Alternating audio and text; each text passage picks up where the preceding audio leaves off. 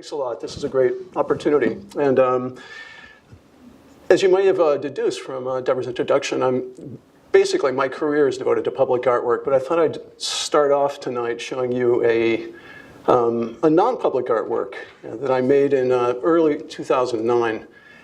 It was an interesting passage in my life.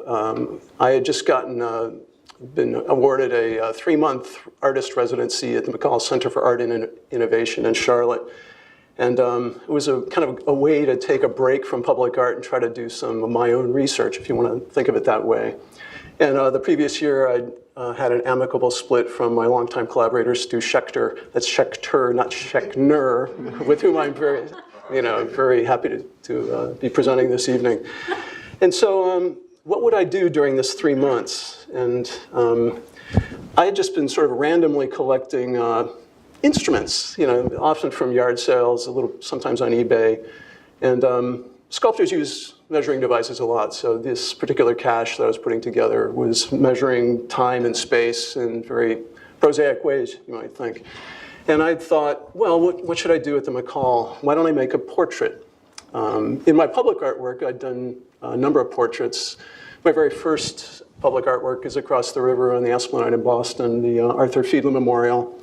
I'd done a piece to an early civil rights leader in Atlanta, John Wesley Dobbs. I did the Stevie Ray Vaughan Memorial, late blues guitarist in Austin. And Stu Schechner and I did a double portrait of Jackie Robinson and his brother Mac in Pasadena. But I thought these were all commissions where it was going to represent somebody. And I thought, so who am I going to make a portrait of here?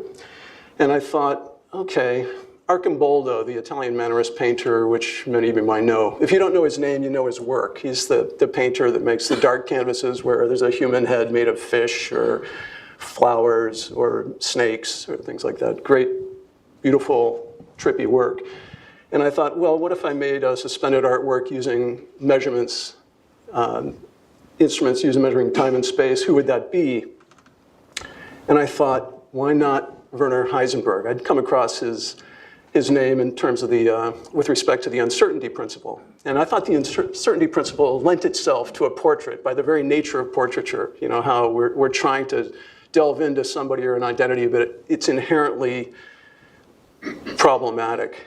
And I also thought it was kind of funny that his realm of investigation was on the nanoscale, and I would be making a portrait out of things that were literally a billion times inadequate of capturing his portrait. So I started collecting things, lenses, plumb bobs, timepieces, and I chose as my site this corridor at the McCall Center, and this is the end result where there's several dozen of these things hanging. So a portrait, I guess, but it started to evolve into a certain arrangement.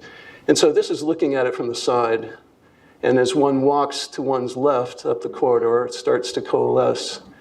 And then it optically becomes a portrait. And so there's optical consolidation. It's like we take the 3-dimensional array and you make it in 2. So that was the main enterprise. It took a long time. It was one of the first pieces I'd done without computers, completely without computers in decades. And so it wasn't too long before I started to flog this in my public artwork too. Okay, so it was a proof of concept. Okay. This is before I leave. It's sculptors help me. How do you sign your artwork? Okay, and so there's no good way to put it, particularly in a suspended artwork. So that's a contour gauge on your right. Finnish carpenters use it to make molding. So it's embedded in there. So I use the anamorphic principle on several artworks, and I'm showing you one of the more recent ones. This is Arbor for the John Jay College of Criminal Justice. And here, it's a 2-story space in their computer lab. This is shot from the subterranean first floor, and we're looking up at a window surrounding street level space. Okay, there's 692 timepieces, each different. And arbor, by the way, comes from like a grape arbor, something where things are hanging down around you. But I soon found out that an arbor is also the term for a kind of axle in a timepiece. And so I was looking at Klimt the painter Gustav Klimt a lot in this, trying to learn from his gold leafing and beautiful stuff. And when I thought, what am I going to do for a College of Criminal Justice? What is the axis of jurisprudence and things? And a lot of times it's the one and the many. And as we gathered hundreds of these things, it occurred to me they're all for the same purpose, to tell time, that each one is different. Okay, just like we're all different, but there's sort of this larger goal. So it was a very kind of utopian enterprise. So this was built also without computers at Bob's Welding in Central Falls, Rhode Island. If you don't know it, you will soon. Okay, it's Matt Kessner, I don't know if he's here, but. And this is from outdoors. So you're about to enter the main door of the college. And so things are kind of aligning themselves a certain way. This goes back 34 feet. And about 3/4 of the way back, there's several hundred pocket watches in a sort of asteroid belt traveling through the array.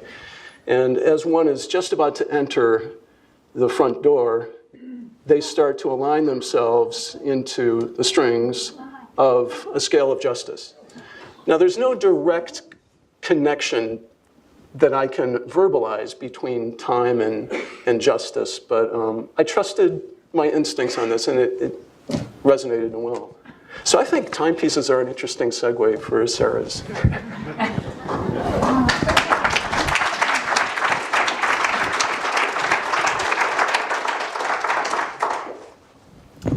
So let me see. I guess my mic is on too. So, well, I picked up on this time theme here, and I wanted to draw upon some objects that were in an exhibition I curated about a year ago called Time and Time Again. And seeing the time and justice in Ralph's art made me think about this pocket sundial from about 1620. So here we have time and justice may not always be on one side, but they can certainly be by one side and even in one's pocket, as we see here, where they're married on this pocket sundial. And this sundial was on display in this exhibition that I curated in 2013. Now, you might expect an exhibition on time to have lots of clocks. Well, this one did not. Instead, I drew upon Harvard's collections of scientific, historical, archaeological, anthropological, and natural history museums and their libraries to explore the nature of time according to different world cultures and disciplines. So what does time look like if you're not showing it with clocks? Well, when visitors first entered the gallery, they saw a chicken and an egg juxtaposed with Julia Child's stopwatch and a clock escapement.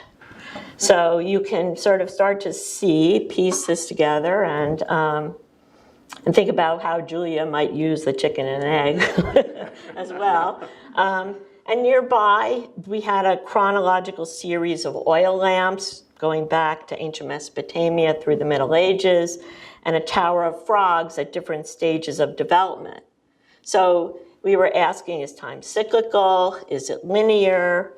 Is it something of both for us? How does it flow, forward, backwards? Can we? One section of the exhibition asked whether does time have a beginning? Another, how does time end? The exhibition also explored how we find time from nature, from the stars in particular, but also from the sun. These are examples of pocket sundials of various sorts.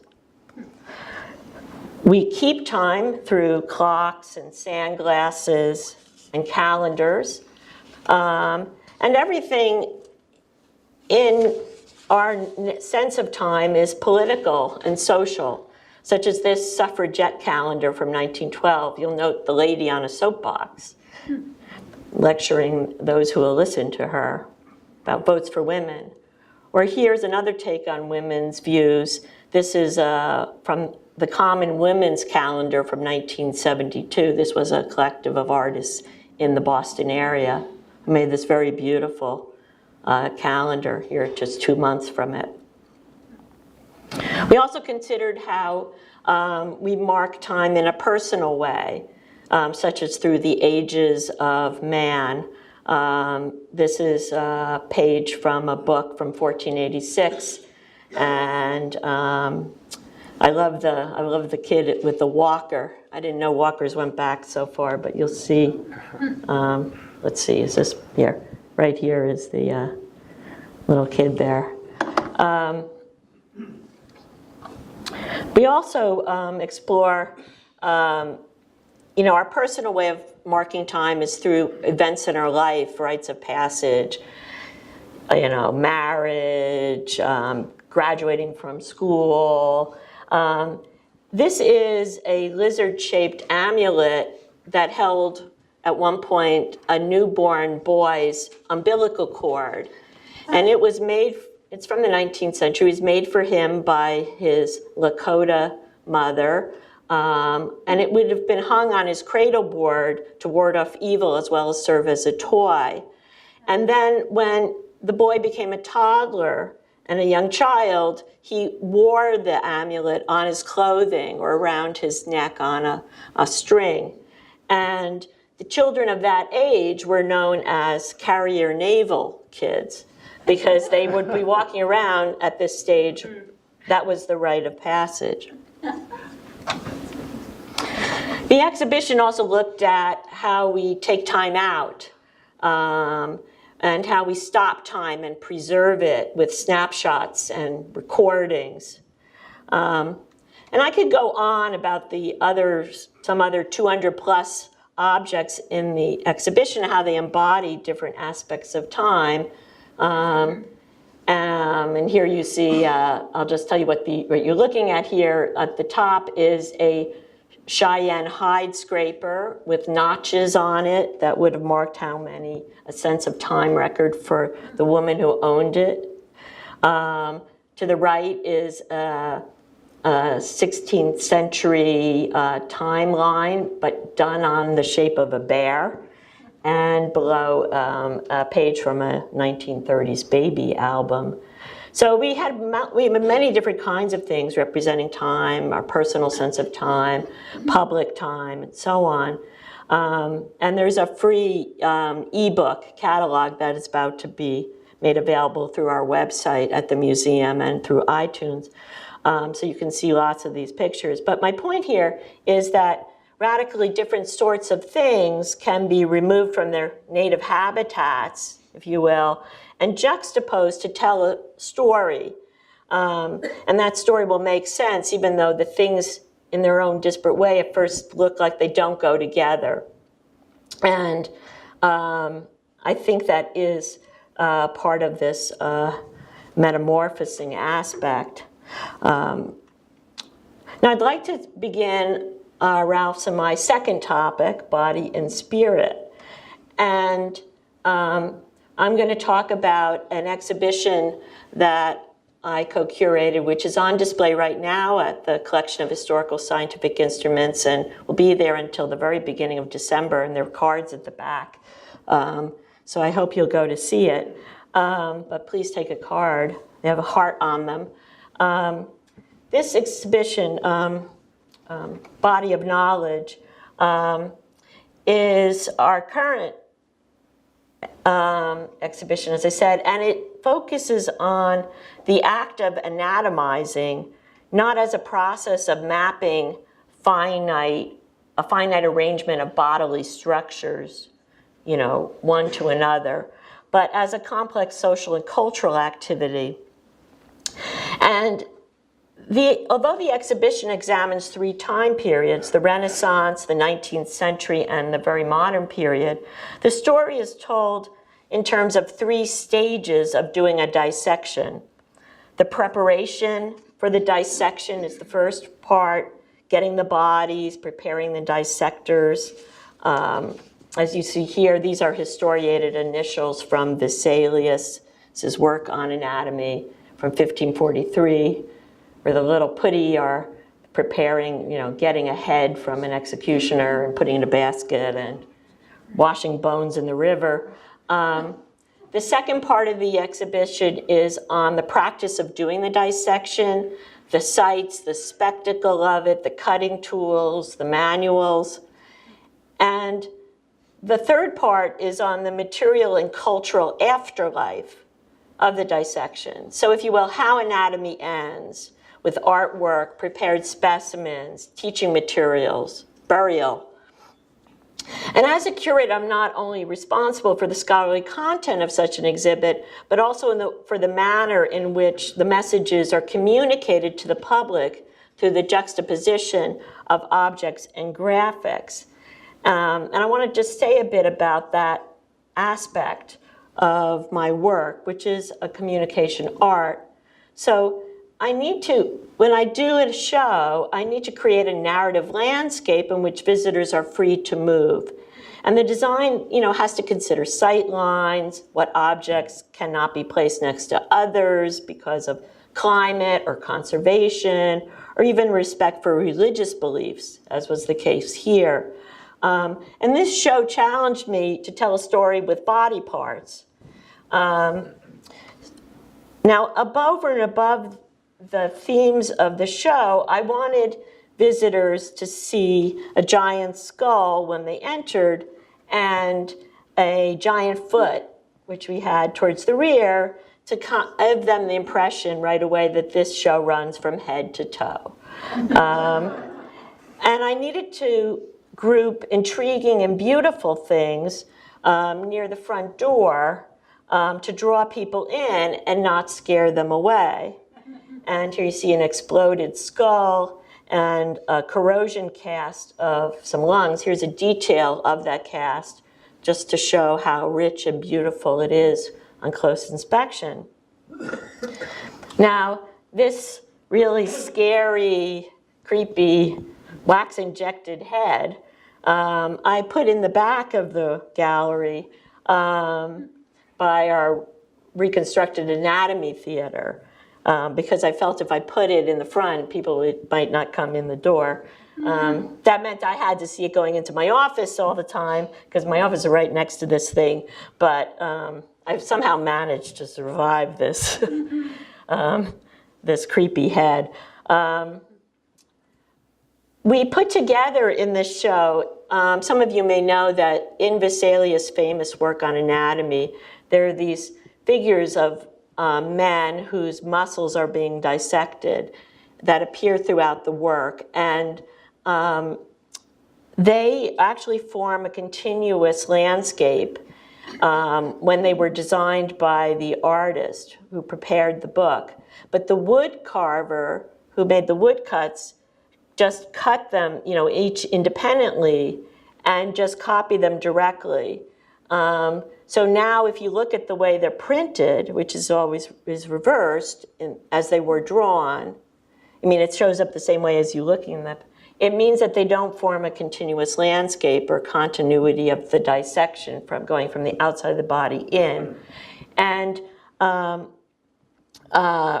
graphic designer who works with me at the museum decided she wanted to rearrange them into this continuous way. We didn't think it had been done in an exhibition before, to our knowledge. So we reversed all the images and made them life-size. And they created a wall of the exhibit. And so we could recombine them now into this landscape. But this panorama was a very complicated backdrop to work with because it's telling its own story. And now I need to cluster objects in front of it that each in their own grouping tell a particular message or story of the show, and that will resonate with other things and topics nearby, but they need to be placed relative to these figures in the panorama.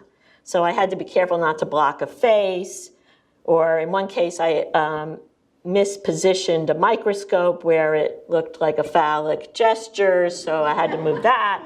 And and it gave me the opportunity also to let me see here, to line up, here's a torso. I could make the panorama in places more dimensional by putting hands near hands and feet near feet, or even putting signage in the hand of the panorama in the back.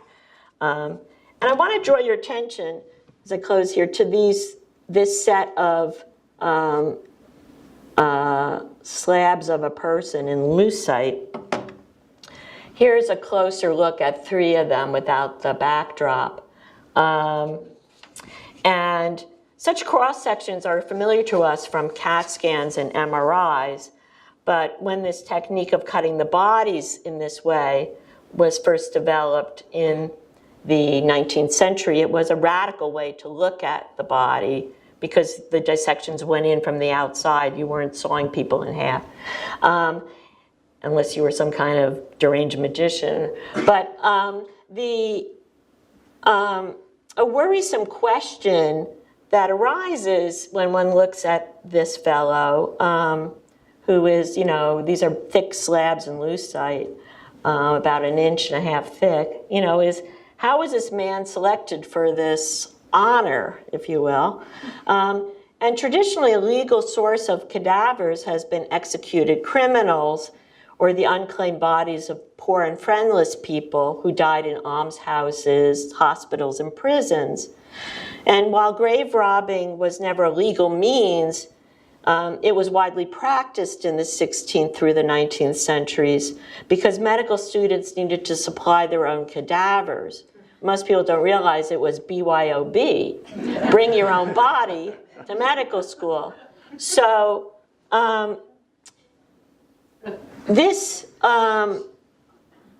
here we see a certificate of attendance in 1782 for an anatomy course taught by John Warren, founder of the Harvard Medical School.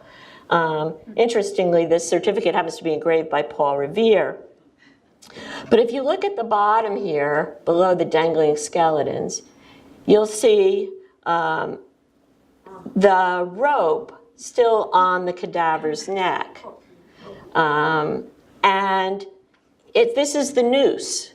It's, so why is it there? Well, it's there to reassure the holder of this certificate that the body was legally sourced, that it wasn't stolen from some grave or hijacked from a funeral. So by drawing that in the ticket, it says, well, this had been an executed criminal, it was a legal source. But just because something is state-sanctioned doesn't make it necessarily ethical. And I just want to give a plug for, on Wednesday night, our museum is sponsoring a talk by Sabine Hildebrandt about the Nazis dissecting concentration camp victims for a famous atlas produced in Vienna by anatomist Pernkopf. And there's flyers in the back of the room for that talk. I think it's a very interesting talk. And our gallery will be open after the talk for a reception and people to visit the exhibit. But even today, with efforts to curb the use of bodies from socially vulnerable groups, their dissection still happens. And this was the controversial case of a death row inmate, Joseph Jernigan, who donated his body in 1993 before his execution by lethal injection. His fate was to be sliced up into 1,871 pieces and photographed as part of the Visible Human Project of the National Institute of Health,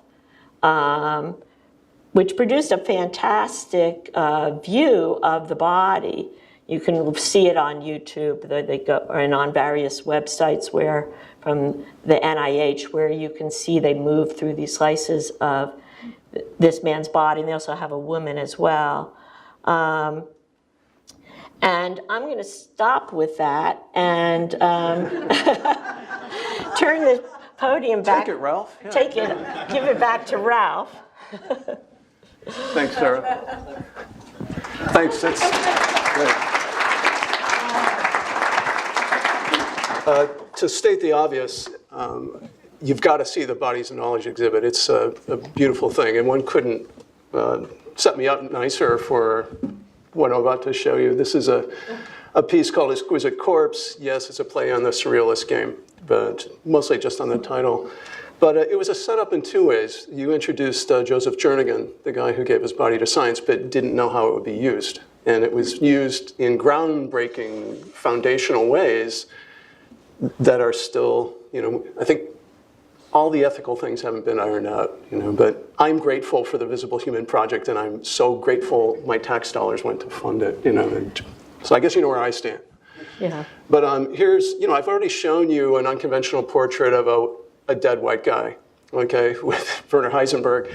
Here's Joseph Jernigan, okay, and this is his booking. He was in Texas, and he used the data set for a project that Stu Schechner and I did with a very gifted team, several of whom are here today. And unusual setting. When one makes a public artwork, typically it's like, what's my physical outline? What's my architectural setting? How close and how far away can people get? Is it safe? Is it vulnerable? What are my sight lines? And this is for the State Forensics Laboratory of Minnesota in St. Paul. And very unusual setting because it's a secure facility, but still school groups come in, but they're monitored, so it's not vulnerable. And it's in a bridge connecting the administrative wing and the camera, which, thank Will Howcroft is the photographer. I'm gifted enough to shoot most of my work, all of which is challenging to photograph. Thank you. But we fabricated 19, magnifying glasses cantilevered off this bridge. And as I think you're about to, see that these represent 19 axial sections of the Visible Human Project, made in stained glass. And we worked with Libby Gitlitz, who's associated with the MIT Glass Lab here at the time. And so in each one of these, there's a big window wall, and each one of these sections is held in place by what we'll call a steel filigree. And why stained glass? Well, I think I liked its sacred connotations, also how it grabbed light, but also it's used in sacred contexts. And, I grew up under J. Edgar Hoover, and I entered this commission wondering, who's my audience here? And the more time I spent there, the more completely trusting I got of the forensic scientists and the nobility of their mission and wanting to do good science, mostly because they were, I think, admirable individuals, but also they needed to have it hold up in court. And so this is not a piece I'd make for an airport, okay? Basically, I've done a few pieces for airports. But they got, that lab, the people in that lab got how beautiful our bodies are. And you use the word beauty in bodies of knowledge. And also how incredibly durable they are and how in just a wafer-thin different context, how vulnerable they are. And so they've seen stuff that most of us would never want to see. And they were really behind this concept. So this is against the window wall. We worked with Abby to develop the cartoons for the stained glass, and she did all the execution with some very fine help by the team we assembled. And more details. You see the chaotic conglomeration of the steel filigree. Now, these, as you walk across the bridge, you can actually independently see what each layer is doing, what these filigrees are doing. It's just you can't photograph them in sight, so we'll photograph them all before installation. And when we asked the scientists what they would suggest be included, in the references in this exquisite corpse, they basically unanimously said computers and DNA. And so we started out with DNA to hold the brain slice. The ethanol molecule for alcohols was really involved in so much crime. Fingerprinting, ballistics, forensic entomology, time of death. We're excellent hosts for stuff when we're alive, but when we die, oh my God, things go to town, and I'm surprised by how big a section that was of the lab. Chemistry. This is diatoms, which is a subset of forensic botany, also sometimes dealing with time of death, determining time of death. Firearms, blunt instruments. Wow. This handwriting analysis, there's three images here. Salvador Dali's signature, Shakespeare at the bottom. These are the two of the most commonly forged document, signatures. And up on the right, that's Ted Kaczynski's signature that was also used in finding the Unabomber. But it was just so compelling to put these layers together. Self-explanatory. Okay, forensic odontology, teeth, trace evidence in tire tracks. A gas chromatograph of an accelerant used in a carpet for arson. So these are very distinct profiles. And here is our computer reference, which we intentionally, this piece isn't new, but we intentionally used ancient computer references like reel-to-reel tape and then the old floppy drives. And I talked about signatures before, and Stu had this great idea that we should sign it in ASCII code around the We still don't know if anybody at that lab has figured it out. But it's our secret in this room. That spells out Stu's and my name. This is pharmacology. A diagram of the heroin molecule. And this is an illusion of the bigger picture of crime scene analysis, where all these different specialties come together. And finally, that single DNA we started out is now 2 strands of DNA. And so when one looks down through the implied tube, you see the extended implied human body and also this complete chaos, but as you walk across it, you see the distinct. So it's how there's distinct specialties. So it's how all of these, a lot of these, you enter a crime scene that these people do, and it's just, how are they ever going to figure anything out? And they just take it, and they put it together, and they work it together. So our next section is metamorphoses. And I'm showing you a much more recent piece that I and my studio did at Oregon Institute of Technology. It's called Heart and Mind. And it's a 2-story corridor going through their science building. And it's not as long as the Infinite Corridor here at MIT, but it's pretty long, and we decided to take advantage of that. And so suspended within this 2-story section are 44 trapezoidal panels made out of stained glass, again working with Abby Gitlitz to work up the cartoons. And you'll see that there's different, embedded in each of these colorful subsets with these weird squiggles on them are allusions to the subjects being taught in this building, which were a lot of natural science and also a lot of medical science and metal technology. So here's an anatomy of a flower. So binocular vision. In the upper right there, you see the tail end of a short-nosed suckerfish, which is a local fish that's being endangered. And as one walks toward the piece from one end of the corridor, this, what I consider sort of a jazzy 1950s composition, starts to do things. Those tilted cables, by the way, thank you, Sarah. That's my studio manager, Sarah. Put this together. Those things had to be held in a seismically sensitive area, so nothing could just be hanging by straight cables. So it was an exceptionally challenging installation. And then all of a sudden, when you get to one part in the corridor, it turns into a cross-section of the human brain. And so all of these are at least slight trapezoids. And there's things that, I think you can see the Samara in the lower right corner. So there's 22 of the green panels. And as we continue up the corridor, beyond the railing, we see a very prosaic sundial up there. Sorry, Sarah, I should have done something more. Phases of the moon. And that's an adrenaline molecule, which I thought would help people during all-nighters. It's a light cone in the lower one. X-ray technology. They had a beautiful vitrines, with that early imaging, technology in it. And as one looks back, as one's going down the corridor, then that turns into a diagram of the human heart. So it's about movement, cognition, and revelation. Let Sarah continue. Thanks.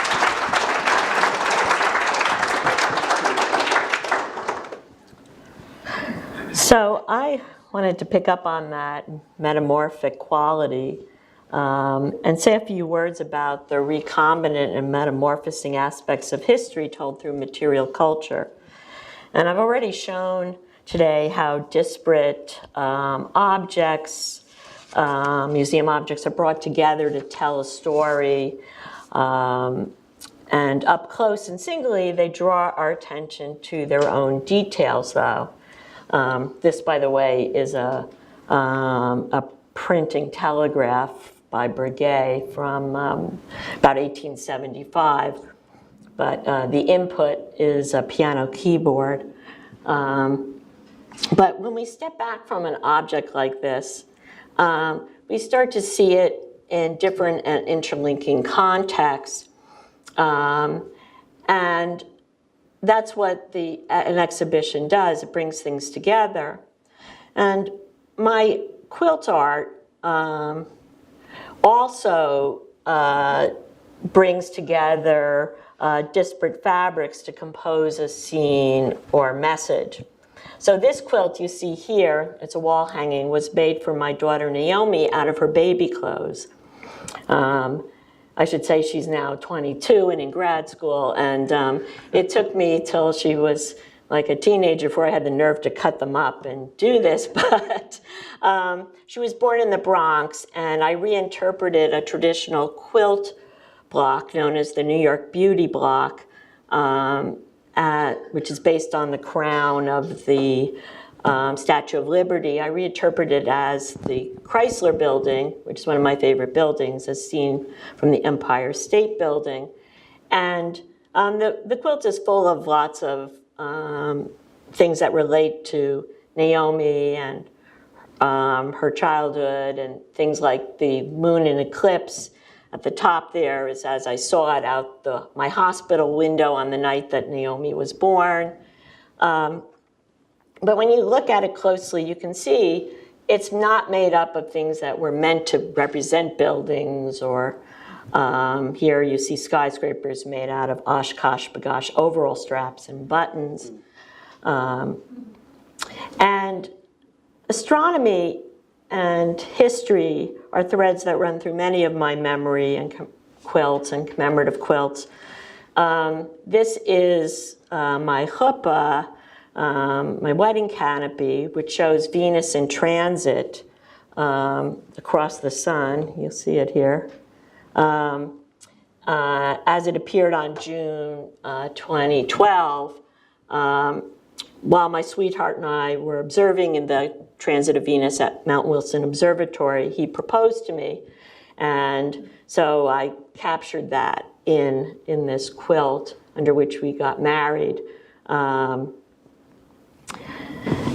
Again, you'll see that the fabrics are, I work with commercial fabrics, and if something is designed to look like a print of leaves, I won't use it for leaves. I'll use it for fur or hair or something else, and polka dots can become part of tree bark and so on.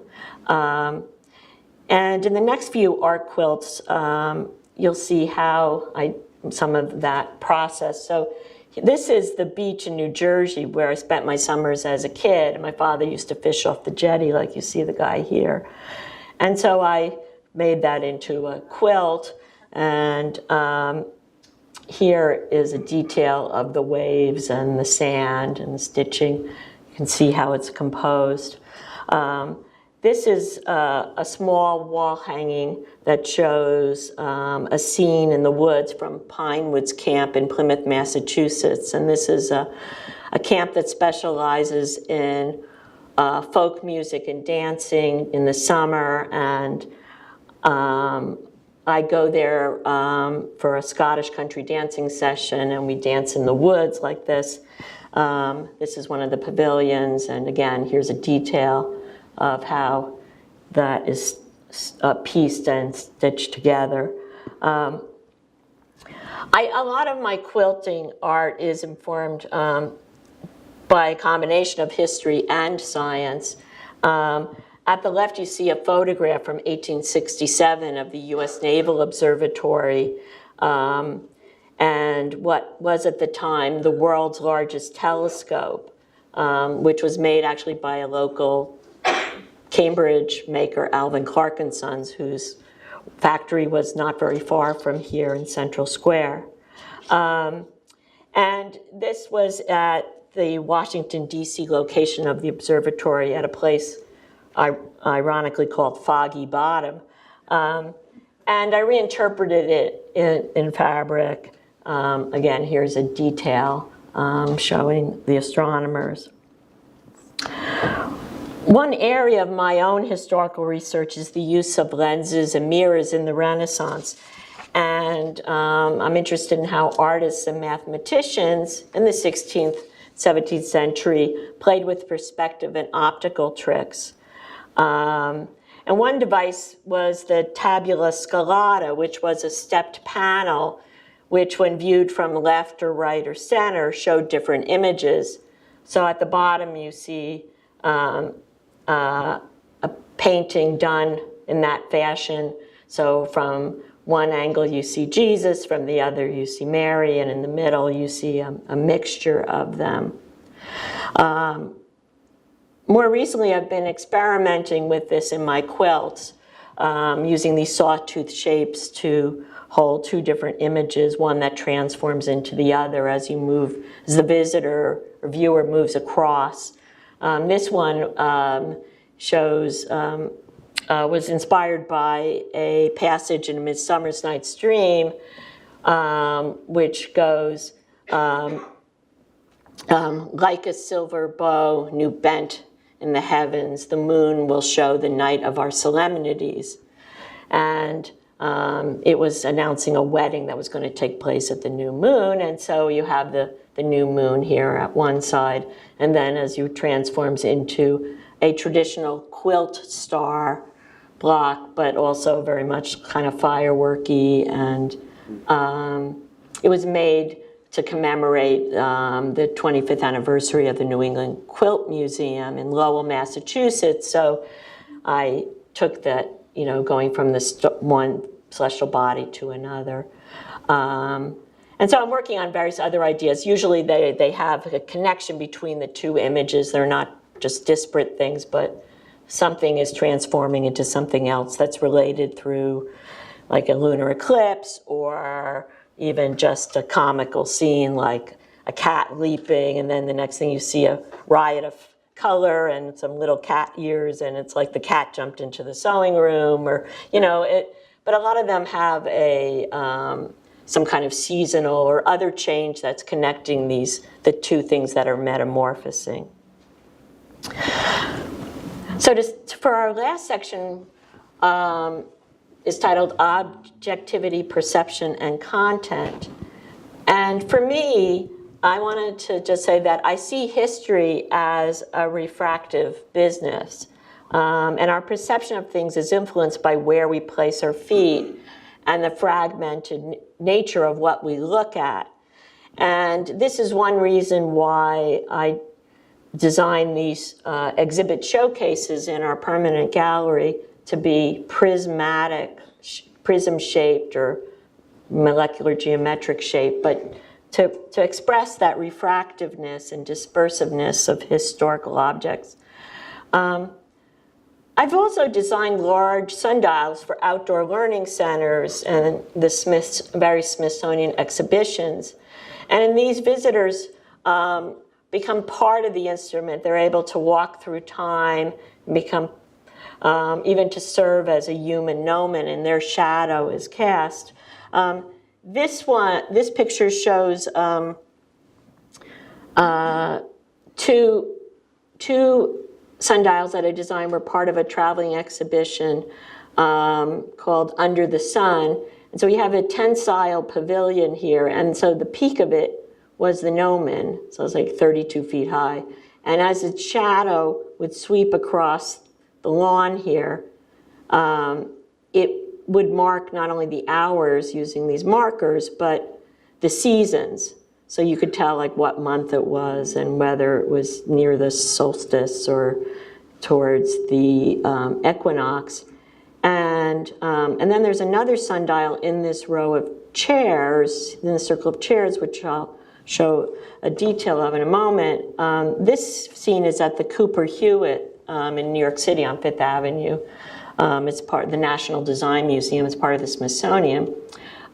Here I am laying out the sundial. This exhibit also was put on display on the National Mall in Washington, D.C. And here I'm laying it out there on the mall, but you see me for scale. Here is a close-up, another view of the chairs, which were designed by another artist, and they were solar-powered with tops. But here is the analematic sundial, and someone is using it, so she stands there, and her shadow marks the time. And if there was a message, a social message in any of this, it was basically that the world is large, but we're part of it, and our presence makes a difference. This layering of vision and context challenges the traditional way objects have been classified and organized in collections. Now, this is a specimen of Blanding's turtle from Harvard's Museum of Comparative Zoology. And I would ask you, do we look at it differently when we learn that Henry David Thoreau collected it at Walden Pond in the 1840s and presented it to Harvard as a specimen for study? This is the palette of John Singer Sargent, or one of his palettes, let me say. It is now part of the collection of the Fogg Art Museum at Harvard. And in our exhibition, Tangible Things, we placed it among the psychology apparatus, the psychological instruments for the study of color, illusion, and the viewer's emotional response to visual stimuli. Here's a close-up. Does it now become an instrument when in this context?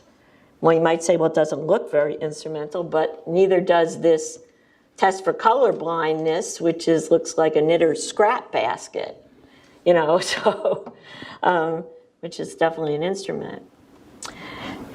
Now here, how about these are the clasped hands of Elizabeth Barrett Browning and Robert Browning, famous poets and married couple of the 19th century, and they're cast in plaster by the artist Harriet Hosmer, who was working in Rome at the time. They're in the Schlesinger Library for the History of Women at Harvard. On the left, we have Lully's Hand by Hiram Powers, another 19th century piece of art. It's a sculpture of his infant daughter's hand coming out of a lotus flower. It's in the Fogg Art Museum. And to the right, we have, keeping with these body parts of our discussion night, we have the cast hands of Abraham Lincoln, which go with a live cast of his face. And they're part of the Rare Book Library, Houghton Library at Harvard. So you have 3 representations of hands that have been classified into 3 different collections. And we could tell many different stories about them. What are they? And to close, I would ask you where you would think these belong.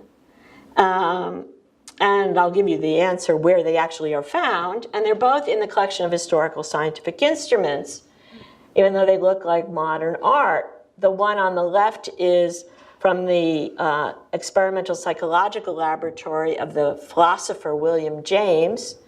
It's made about 1880, and it was used for studying a visual illusion known as a waterfall illusion. And the one on the right was made by Edwin Land, the inventor of Polaroid, and was used in his laboratory at the Roland Institute here, not far from here, for his analysis of color vision. So it's definitely a scientific instrument for him. So again, you could view it one way or another. Yeah. Thanks.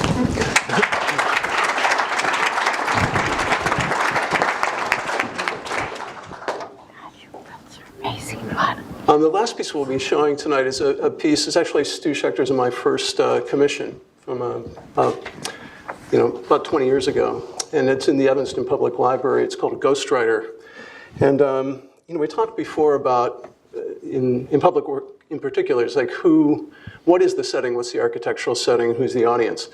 And this was a new building that had a 4-story stairway that went up all around it. So you had optical intimacy for a suspended sculpture within it through all elevations. And this is kind of unusual when you think about it. Usually we're looking at something, we were sharing ground level with a sculpture, or else we're looking up at a pedestal.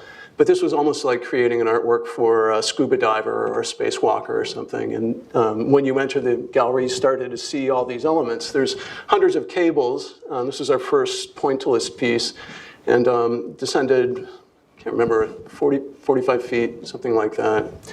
And the central 15 feet of it is a portrait of humanity. We used a data set from Viewpoint Data Labs, and also referred to a Time magazine cover story on what humanity looks like, where they conflated.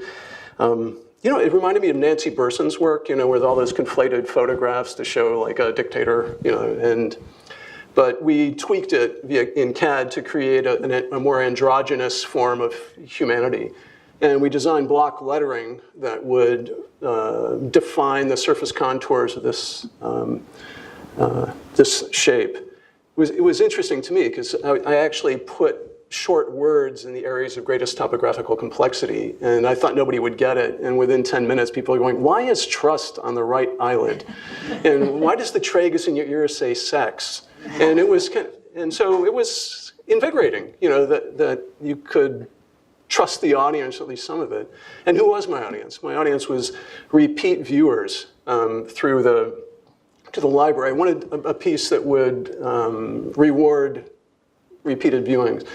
And what does a library do? It gathers information and then it organizes it. And in a sort of contrapuntal way, I wanted this piece to make knowledge chaotic, or at least represent the meandering path we take toward discovery. And so there's all sorts of stuff in this piece. If you notice right in the middle, there's the spiraling blue and a spiraling blue up, so down and up, and those are sequences of rock, paper, scissors, X. Rock, paper, scissors, X being a variable of a color component that's elsewhere in the piece. So it's about kind of the randomness, but yet the kind of background order of things. This is from the history of art section. There's all sorts of homage in Ghostwriter, and so I was honoring pieces that I liked, or pieces that influenced me. This is from the biota section, a lot of flora and fauna. There's a lot that can't be photographed here. Like over the vertical piece, there's a cornucopia emptying fruits and vegetables into a receiving cornucopia. There's a Mybrigian sculptural sequence of books falling open and closing again. Here's a piece from ancient art on the left, the theater. You're kind of surfing cliches. Most of you will recognize the Nefertiti in Berlin on the right. Since it was our first pointillist cable piece, we wanted to put anti-tangle grids in, and rather than just put rectangular grids, we had nested ellipses on the bottom representing wildly out of scale in every way possible the solar system. So the orb you see in the lower right is the sun, and Earth is, above it to the left.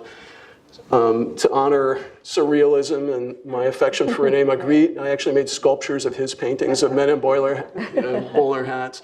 The lower right section has half-scale sculptures of the tools we employed in making the piece. Again, I had a great team working on this. And this is in the very center of the sculpture, the very center of the head. What would that be? It's a primal place compositionally.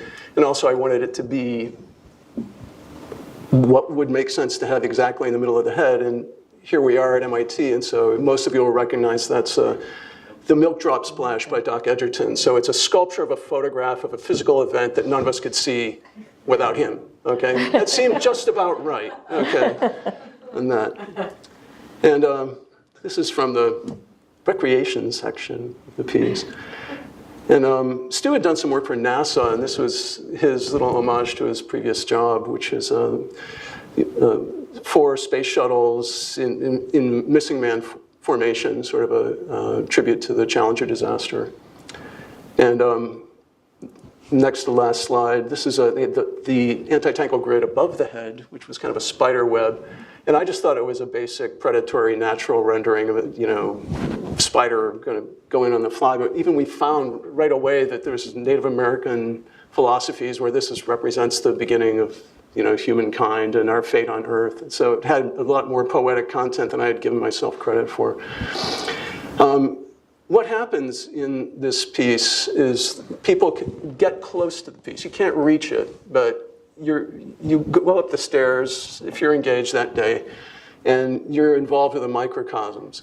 But I heard repeatedly that people were looking at it and then didn't realize they were looking at a head until later. And then there would be this kind of wave from behind of cognition, which is discovery, right? And that's the most I could ever hope for in my work. So that's it. Thanks very much.